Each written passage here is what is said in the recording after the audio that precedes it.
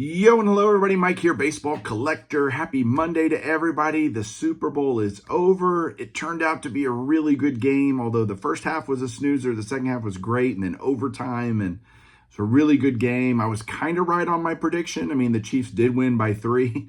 I just got the score wrong, but back-to-back for Patrick Mahomes. So congrats to all the Chiefs fans out there. And now we can move on. Since football season is officially over, we can move on and get ready for baseball, which is starting this week. Spring training is getting rolling up, and couldn't be more excited about it. The Rangers will defend their title, and they'll go back-to-back. So that'll be fun to watch that process happen. I hope. We shall see.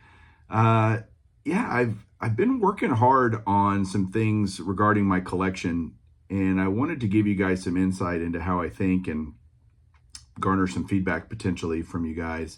So a lot of you guys know I keep these, I would call them intricate spreadsheets on everything. And my one spreadsheet is a master list of everything across all projects that I need to kind of finish out those projects.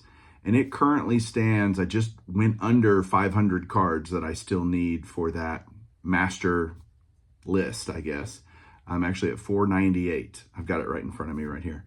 And what I also did recently is I went through and literally every card, I did this in the last couple of weeks, a little bit at a time every day, would go in and look at different prices for things, because I think that as I whittle down my list further and further, I want to have an idea of what I'm willing to pay. I can't keep track of I can't have it all up here. There's no way I can memorize 500 prices. It's just not going to happen. And this is a spreadsheet that I print and take to shows with me. Strongsville's coming up. I was thinking about, okay, I want to prep for that a little bit better. So that was an exercise that I went through that didn't take me nearly as long as I honestly thought it would, to go find this stuff and see. So I put it all down. There are cards on there that I did not price. The Wagner's on there. I'll never have a Wagner. So there's some super high-end cards, Ramley, Walter Johnson, stuff like that are just pipe dreams for me, like have to win the lottery kind of thing. And even then, I don't know that I'd want to spend that much money on a piece of cardboard, but they're on there. But for pretty much everything that's, I'll call it realistic, it's on there. And the total is just under, I just had to bend to look, just under $280,000. Yeah, 280 grand. So that kind of made me depressed a little bit. I'm like, oh my gosh, to kind of get my collection to what I would consider completeness to a large degree. And it's not even that I won't add cards to it. There, as new Hall of Famers are added, things like that, I'll add cards to that list. So it'll decrease more than it increases, but that's a lot of money to put in. And I'm thinking, how long do I want to do that? How long do I want to give myself as a goal to accomplish that? And it's kind of open-ended right now, but that's an average of $521 per card. And so what I think I'm going to do going forward as I show cards off the master list is tell you kind of what I had it pegged for in terms of what I was going to have to spend to acquire the card and what I actually paid for it. It's weird how so many people don't talk about cost or price or whatever on cards, which makes zero sense to me, because if you really wanted to know, if you see somebody show a card and you're like, hey, I'm curious what that cost that person, they can go look up, if not that exact card, if you bought it on eBay or an auction house, or they can just get a rough idea, right? They're going to know what you paid for the card. And so to not disclose that, not talk about that, for whatever reason that seems to be taboo here on YouTube, I don't get it. I mean, so I don't know.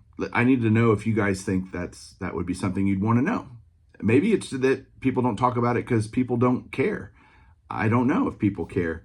I'm be curious to know. So I've got a few cards that are coming off that list that I got today that I'm going to show you. And I'll kind of tell you what I had them picked. I'll kind of go through an example of what that could look like going forward. And I don't know if it's helpful, not helpful. Tell me.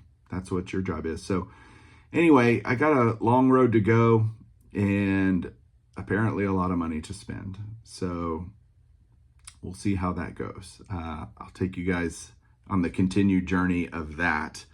Right now, let's flip this around and look at the 3 cards that I do get to take off the list. They didn't cost $280,000. Hang on one second. All right, so what's funny is I hope everybody doesn't think that as I talk about my collection and what I want to get in the future, I hope it's understood that most of them, like tremendous percentage of them, are low-hanging fruit, cheaper stuff, under $100 a card. So there's a lot of those that I can pick up, and then there's a lot of really big cards, right? So I say a lot, there's a bunch, dozens or so, but that doesn't represent a large number of the cards that I still would like to get. So while I can, I'm still just getting little stuff, and I'll use this as an example. Here's an 89 Topps Fred McGriff, new Hall of Famer. This is for the 4-decade set. And I had put on my list that I thought I'd pay about $15 for this in a 9. And ultimately I paid $16.78. So when you guys, most people probably do this, but when I look at what I paid for a card, it's all in, it's out the door. If I'm buying it on eBay, it includes tax and shipping. Those things matter and they add up. And so when I think about what I paid for a card, I always use the out the door total cost, not the hammer price of what the auction ended for. But once you're all in, that's what I count. So this card was just slightly above what I thought I'd pay for it, which is, within $1 or $2. That's good. This 1989 Upper Deck Rickey Henderson. I'm doing all the 89 Upper Deck Hall of Famers. I'm also doing 84 Donruss. Those are 2 just sets that were a huge part of my childhood, and getting all the Hall of Famers I think would just be a very cool run. And so I have all these that I'm kind of needing in 9s around $20, which is what they really should cost. I paid $16.67 for this all in, so a little bit better there. So that just kind of happens. You buy cards. I paid a little more than I had expected to on the McGriff, and a little bit less on the Rickey, so that works out. And then I got this awesome card. Look at that. 2021 Topps 5-star Mariano Rivera orange autograph. It's a mint 9. I mean, I don't even care that it's slabbed, honestly. It's nice that it is. And I had expected to pay for a raw one about $200 just for a base. And I was able to get an orange numbered to 5 already slabbed for $206.16 all in. So to me, that's a huge win because Mariano has like the coolest signature of all the guys I think that are currently signing that are Hall of Famers. I just love his autograph. I just love it. And it's already slabbed, so there's some, baked in value there, and it's the orange numbered to 5. So all of that, I expect, again, when I do my 5-star autographs, I look at what a base auto goes for, not a numbered parallel. And so $200, Mo charges like $300 plus to do a private signing. So I felt like a really good deal, and so happy to add that to the collection. So there's 3 more guys knocked off the old want list. And I'm really curious if people will put down how they, how they track what they want for their collection. Do you use a spreadsheet? Do you just write it down in a notebook? How do you do it? And would love to hear that from everybody. Thanks everybody for watching. We'll talk to you soon. Keep collecting.